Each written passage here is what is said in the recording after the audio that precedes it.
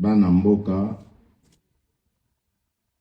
je tiens à vous saluer au nom de toute la nation congolaise.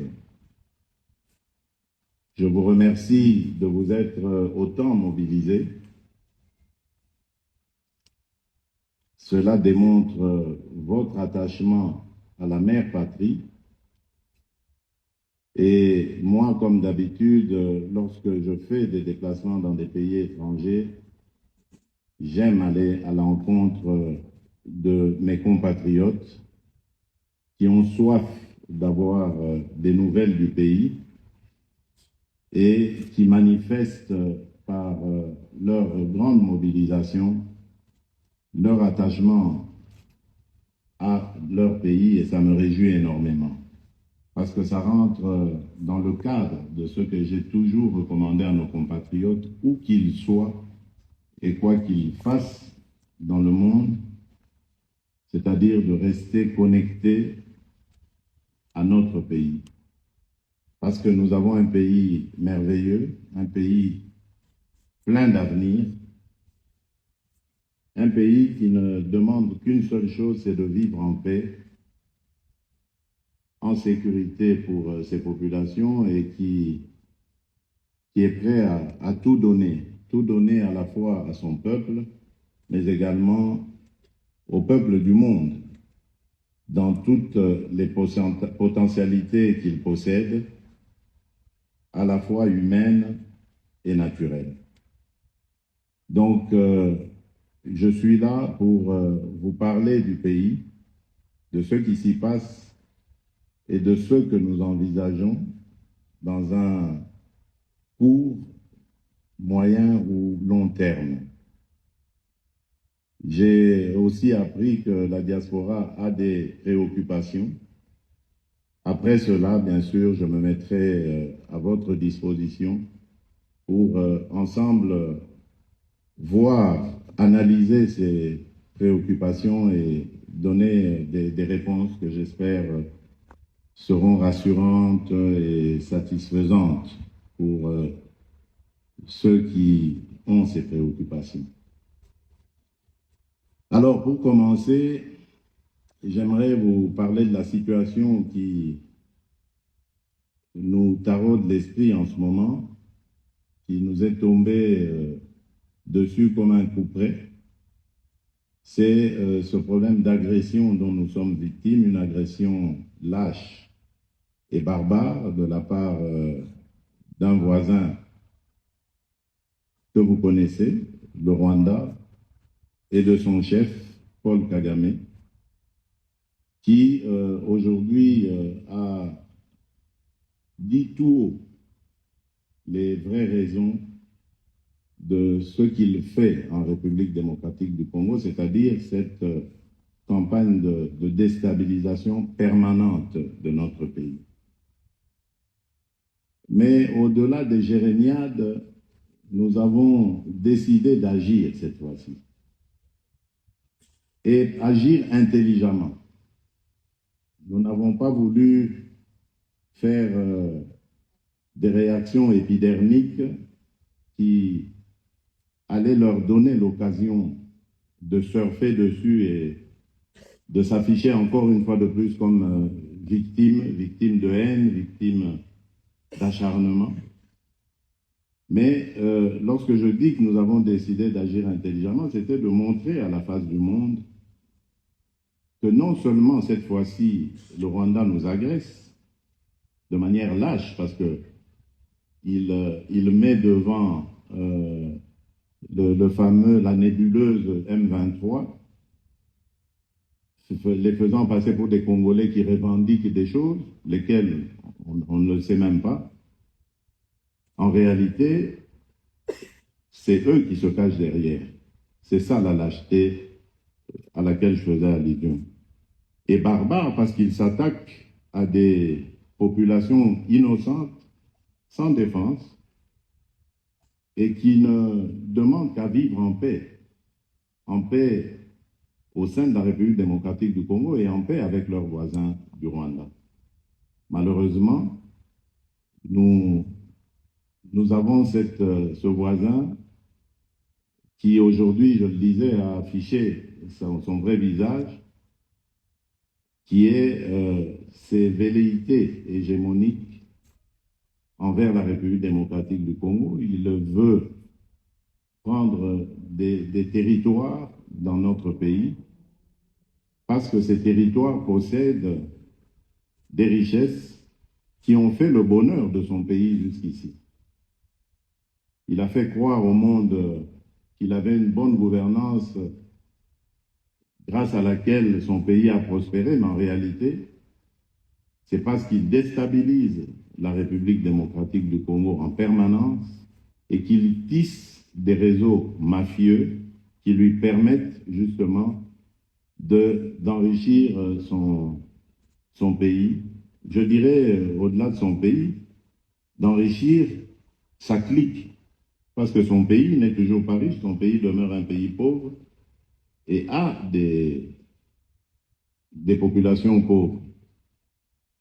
Et d'ailleurs, au niveau du PIB, la République démocratique du Congo le dépasse. Aujourd'hui, nous faisons partie des 10 pays les plus riches d'Afrique.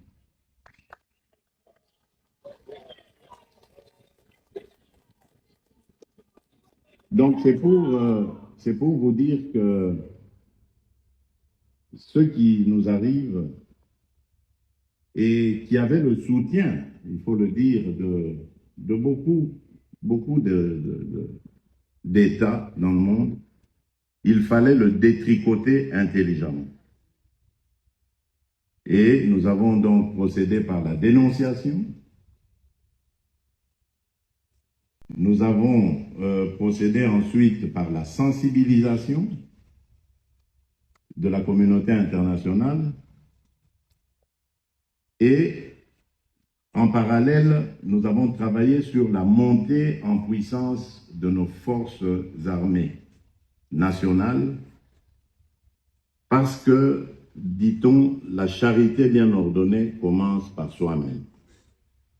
Si nous voulons la paix, nous devons préparer la guerre.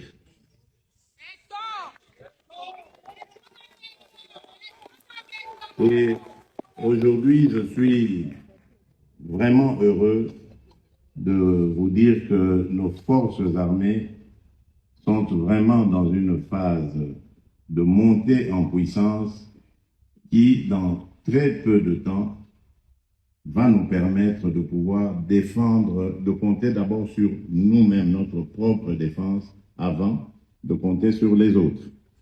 Et les autres, justement, ici, il s'agit de la région dans laquelle nous vivons.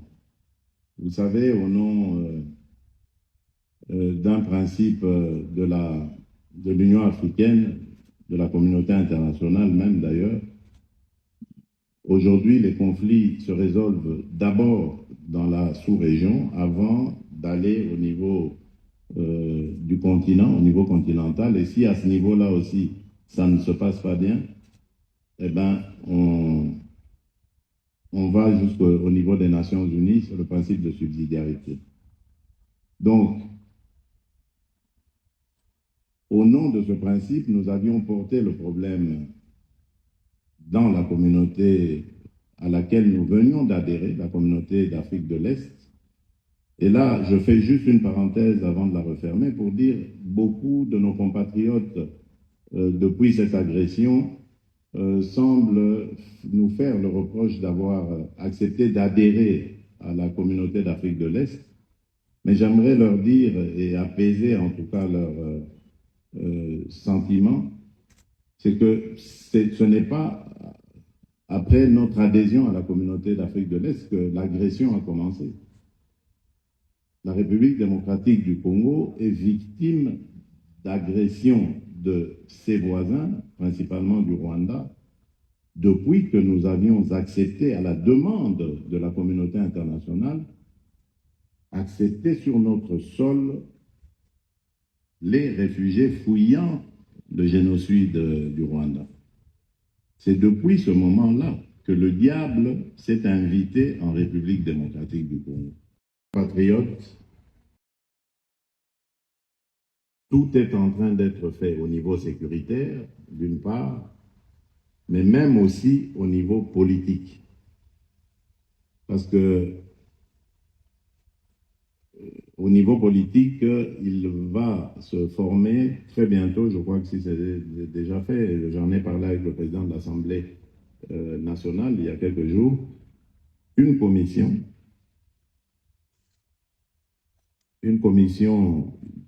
parlementaire d'une part, mais élargie à des membres du gouvernement et d'autres personnalités, qui va se rendre sur les lieux pour s'enquérir de la question. Et ici, vous savez que c'est une question de terre qui est à la base de ces tensions. Et ces terres ont été achetées de manière assez floue à des chefs traditionnels. Et ensuite, on a délogé les populations qui y vivaient pour les pousser vers d'autres populations et créer ainsi des foyers de tension. Je n'en dirai pas plus parce que c'est un modus operandi qui a milité justement à arriver à ces tensions voulues parce qu'on veut déstabiliser le Congo. On veut le déstabiliser parce qu'on ne veut pas que le Congo aille aux élections. C'est ça la vérité. Vous avez entendu une certaine opposition qui ne sait finalement pas ce qu'elle veut parce qu'elle a dénoncé des choses. Elle a dénoncé la CENI, elle a dénoncé la Cour constitutionnelle, mais finalement, ces mêmes opposants ont rejoint quand même le processus. Ça me rappelle un peu 2018, lorsque les mêmes là étaient en train de dire on ne veut pas de la machine à voter, puis à une semaine des élections, on accepte la machine à voter. C'est la même chose. On dénonce, mais le lendemain, on va s'enrôler et on prend la carte. On ne sait pas ce qu'on veut. Et ça rejoint exactement les mêmes velléités de cet horrible voisin qui veut déstabiliser la République démocratique du Congo à l'Est et maintenant amener le foyer de tension au cœur de Kinshasa, tout en comptant aussi sur une ébullition du côté du Katanga. Nous sommes au courant de tout ça, ne vous en faites pas. Et nous allons nous défendre bec et ongle. Ce dont je suis sûr, c'est que nous ne perdrons pas cette bataille. Les élections auront bel et bien lieu à la date prévue par le calendrier et personne ne nous empêchera de le faire. Dans les jours qui viennent, comme je disais, nous allons donc envoyer cette commission et qui nous ramènera des résolutions. Vous serez au courant parce que ces résolutions seront rendues publiques. Nous avons déjà une idée de ce qui se passe et nous allons traquer comme des bêtes féroces toutes ces personnes qui sont à la base de ce désordre qui cause tant de pertes en vie humaine chez nos compatriotes. Nous avons combattu un système qui, durant 18 ans, n'a fait qu'avilir, soumettre, tuer les Congolais. Nous n'allons pas laisser ce système perdurer et continuer comme ça à se moquer de nos compatriotes comme si nous étions des choses soumises à leur volonté. Ça va s'arrêter et ça va s'arrêter net.